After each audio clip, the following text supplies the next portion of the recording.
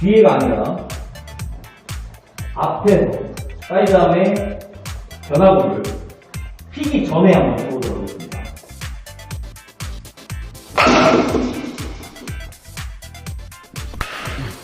이 지점에서 공이 싹 틀 겁니다. 이 타이밍에서 공을 쳐주셔야 돼요. 타자 박스 내가 뒤로 가게 되면 지금 맨 뒤거든요. 맨 뒤에 있을 경우에는 아무래도 변하잖아.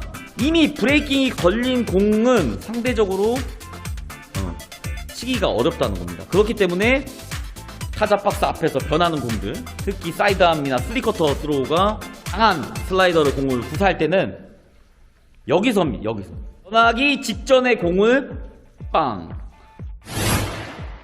맞다요! 기별다! 자, 여러분들 반갑습니다. 이 변화구가 상당히 종류가 많지 않습니까? 이 변화구를 치는 방법에 대해서 여러분들에게 설명을 드리도록 하겠습니다. 커브! 투수가 던지는 이 드롭송 커브라고 하죠. 예를 들어서 각이 큰 변화구를 칭합니다. 던질 때부터 타자가 이건 변화구다라고 인식할 수 있는 볼 같은 경우에는 공이 변화한 다음에 공을 치는 게 유리합니다.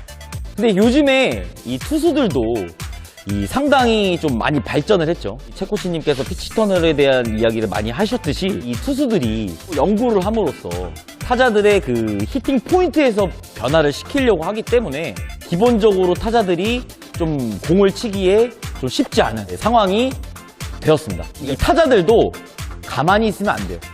타자들도 거기에 대한 대비를 해야 됩니다. 빠른 투수볼을 친다. 그러면 우리가 일반적으로 타자 박스 맨 뒤에서 공략을 하라고 그렇게 많이 배우고 그렇게 많이 알고 계시잖아요. 여기까지는 변함이 없습니다. 투수들의 추세가 좀 많이 바뀌었어요. 이게 메이저리그에 옛날에 밑으로 던지는 투수들이 많이 없었거든요. 근데 요즘 최근에는 메이저리그에서도 왼손 사이드암 그리고 이 중간계투 투수들 중에서도 오른손 사이드암 투수들을 정말 쉽게 발견할 수 있어요. 왜 그러냐면 이 타자들이 실제로 이제 옛날같이 우리가 옛날에 야구 어떻게 배웠죠?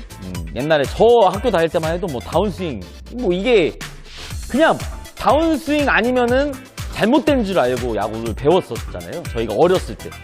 그래서 뭐 다운스윙을 보고 요즘에는 이제 뭐 옛날 야구다 그렇게 많이들 얘기하고 있지만 요즘에는 뭐 타 레벨 스윙, 어퍼스윙 다 알잖아요. 투수가 던지는 각도에 방망이의 궤적을 맞춰야 된다. 뭐 요 정도 지식들은 다들 있으실 거라고 생각을 해요.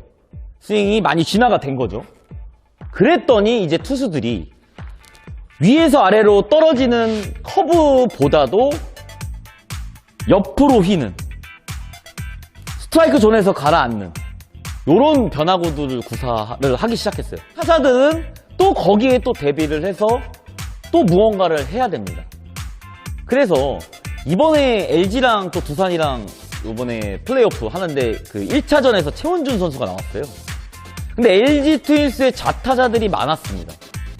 근데 이 최원준 선수의 변화구를 모두 뒤에서 공략을 하고 있어요. 근데 그런 게 있습니다. 과학적으로도 이제 최원준 선수 같은 그런 강한 슬라이더를 구사하는 투수들 같은 경우에는 무조건 변화된 다음에 치면은 손해입니다.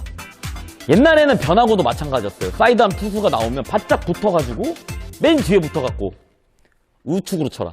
근데 요즘에는 저는 아니라고 생각을 합니다. 각이 타자 히팅 포인트 지점에서 확 변하기 때문에 저는 이 사이드암 투수에 내가 변화구를 노렸다라는 가정하에 이 사이드암 투수의 볼은 어떻게 쳐야 된다? 각이 변하기 전에 쳐야 된다. 변화가 이루어지기 전에 공을 최대한 들변했을 때 공을 앞에서 쳐줘야 돼요. 왜? 이제는 이 3쿼터, 이 사이드암에 옆으로 흘러나가는 변화구가 대세일 수밖에 없어요. 왜? 타자들이 스윙이 변했으니까.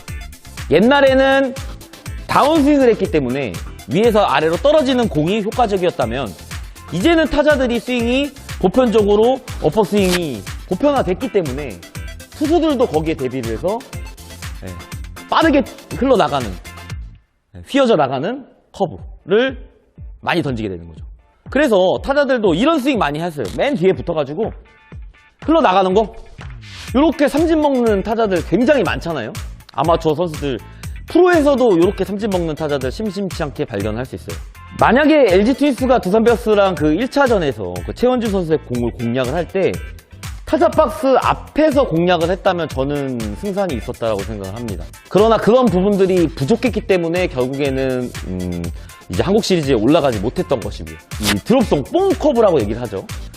투수가 던지면서 던지는 순간 이거는 변화구다 라고 생각하는 구종은 어떻게 치느냐.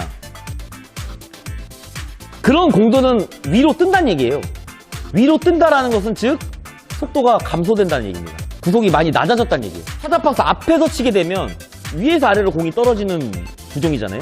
공이 위에서 위로 뜬다라는 것은 밑으로 공이 낙하한다는 얘기인데 타자 박스 앞에서 치게 되면은 각 자체가 나오기가 힘들어요.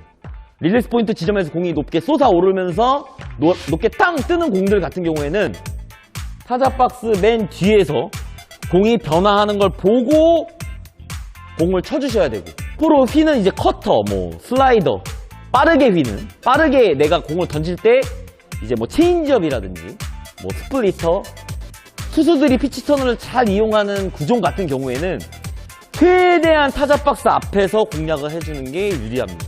왜? 앞에서 변하기 전에 공을 쳐야 되니까. 이게 변하면 확률이 정말 떨어지는 거예요. 우리 타자들도 변해야 됩니다. 투수들이 피치터널 카메라로 연구하고 있는 동안에 어떻게 하면 공이 변하기 전에 공을 칠 수 있을까? 또는 내가 이 공을 변하고 나서 공을 친다라면 과연 어느 정도의 확률인가? 야구는 여러분들 그렇게 생각하시면 돼요. 모든 것들을 정해놓으면 안 됩니다. 모든 게 케이스 바이 케이스. 관찰입니다. 관찰. 저 투수가 어떤 변화구를 던지는가, 또는 내가 어떤 스윙을 하는가, 그런 거에 따라서 여러분들이 타자 박스를 다 사용을 하셔야 돼요.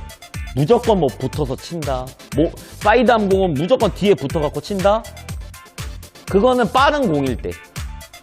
투수가 냅다 직구만 던지는 투수다 그러면, 근데 공이 빠르다 그러면은 뒤에서 가능합니다. 단 투수가 변화구가 그날 굉장히 잘 돼. 그러면 이 타자들이 전체적으로 전략을 바꿔야 됩니다. LG 트윈스가 이번에 올라가지 못했던, 한국 시리즈 진출하지 못했던 결정적인 이유, 결국에는 첫 게임을 내준 거죠. 첫 게임에서 내줬기 때문에 쉽지 않은 경기를 한 겁니다. 내가 뛰고 있는 리그가 어디인가, 또는 야구장은 내가 현재 가지고 있는 그 장타력에 비해서 어떤 큰가 작은가, 그러니까 현재 내가 가지고 있는 상황들, 내 기술적인 부분들을 고려해야 되겠지만 야구는 확률 싸움이라는 거. 결국에는 투수들이 피치 터널을 가지고 연구한 만큼 타자들도 그 피치 터널이 이루어지기 이전에 공을 쳐야 되고, 또한 타자 박스 앞에서 치게 되면 또 유리한 점이 오른손 타자 기준에서 우측으로 빠지는 공들 같은 경우에는 타자 박스 앞에서 변하는 게 보이잖아요.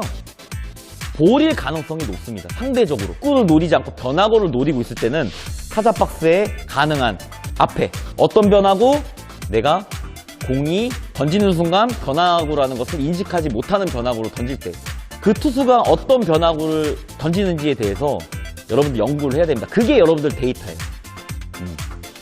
그러니까 데이터라는 게 요즘에는 너무 보편화되어 있고 프로에서는 너무나 이제 데이터 야구가 중시되기 때문에 여러분들이 이제 앞으로 이제 성장을 해야 되는 친구들 같은 경우에는 무조건 옛날에 막 뒤로 쳐라 이런 거는 저는 좀 아니라고 생각해요.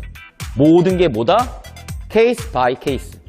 상황에 따라 상황에 맞게, 내 상황에 따라서 내 상황에 맞게, 모든 게 딱 이거다라고 야구는 정의를 내리는 순간부터가 어려워지고 굉장히 힘들어집니다. 야구는 정답이 없다라는 거. 항상 유연한 사고를 가지시고 여러분들께서 야구를 하신다면 아마도 더 좋은 야구를 하실 수 있으리라고 생각합니다. 여러분들 오늘 영상이 좋으셨다면 여러분 구독, 좋아요, 알람 설정 부탁드리고, 여러분들 빠따형 레슨 오늘 조금 헤비한 느낌이 좀 있지만 그래도 한국 야구, 우리 한국에 있는 타자들이 발전하려면 이런 부분들을 알아야 되겠죠. 자, 감사합니다.